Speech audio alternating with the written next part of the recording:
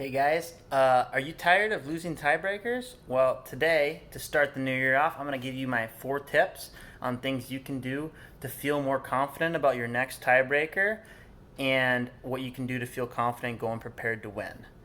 Number one, most important thing to do in a tiebreaker is put the ball in play. You got to make balls. I'm sure a lot of you've heard the stat 70% of rallies end with 4 shots or less.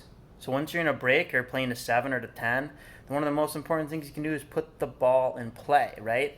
Get your serves in, get your returns in, right? If you're struggling returning the ball, where should you aim? Right up the middle of the court, right? Get the point started and at least give yourself a chance to win the point. Okay, serves.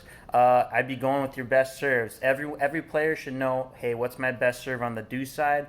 What's my best serve on the ad side? And you should try to start the point like that when you're serving.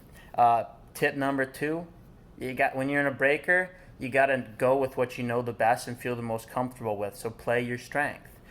For the most part, your people's strengths, right? If you're better at that inside out forehand, or you want to get forehand rallies, set those up. If you're off a little bit that day, hey, sometimes we all have off days on the court. Play your strength for that day, which could be a little different than your normal strength.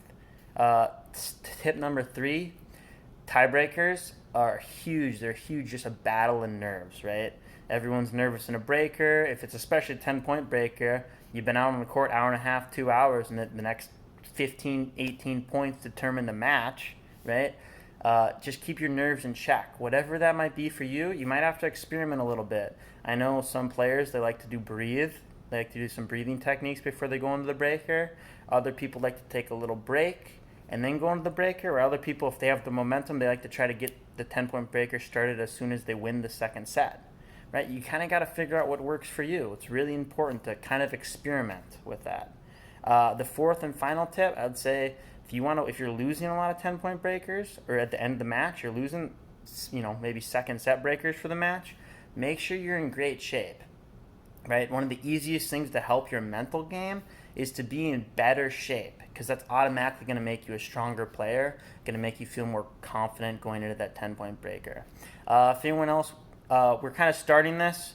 We're going to be giving out some tips. Hopefully, at some point, Dusty's going to be talking about how to beat a pusher, and we got a few other great coaches and players lined up to do some great talks. So guys, stay tuned. Like if you want to see more of this, or comment if you have anything else that you want to maybe hear about, or anything else you think is important to go into to win a 10-point breaker.